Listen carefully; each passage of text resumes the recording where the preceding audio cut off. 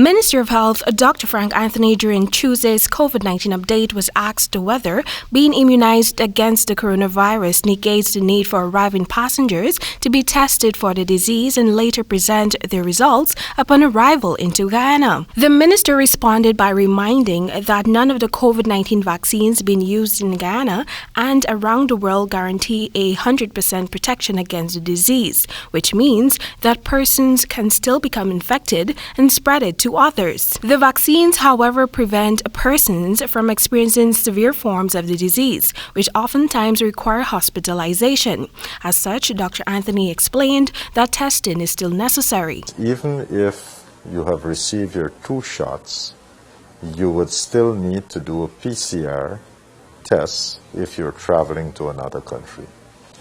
And those countries would require it, and therefore, if you travel, you have to produce that PCR, or in the case of the U.S., an antigen test. He pointed out that studies are being conducted around the world to ascertain the transmission rate of the disease in persons who have received immunization. Guyana will be guided on its entry and departure protocols following the findings of the studies and advice from the World Health Organization. The scientists are now observing to see whether people who have received vaccines, how much of this they can transmit, and the infection, if they can transmit this infection to others, and if it's going to spread and so forth. So that's something that is still under investigation. Once persons are immunized locally and abroad, they are given a vaccination card which outlines the dates when each shot was given, among other information. Dr. Anthony divulged that this vaccination card cannot be used as a substitute for the PCR or antigen COVID-19 test reports for travel. 6 days after the start of the local vaccination drive, in excess of 900 healthcare providers have received their first dose of the AstraZeneca vaccine.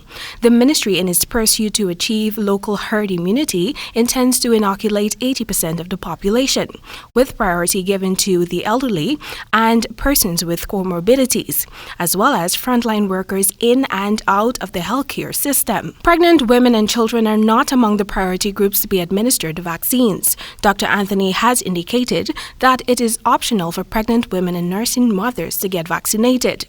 Hygiene measures recommended by the Ministry of Health to keep the virus at bay, such as washing of hands frequently, wearing of masks, and sanitizing should be sustained by every Guyanese, even with the advent of the COVID-19 vaccines.